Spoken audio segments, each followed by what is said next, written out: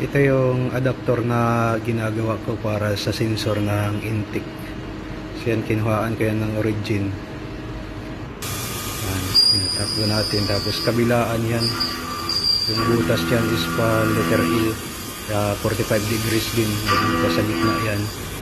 Tapos may o-ring. Yan yung o-ring. Tapos na yan, ginawan na din yan. So yan, yung kabila naman yung pre-process natin. Hanggang sa matapos yan. Yan, kabilaan yan.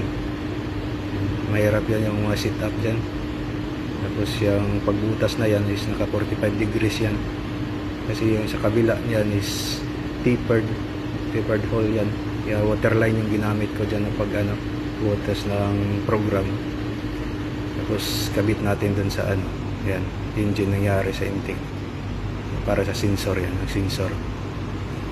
Perfect yan.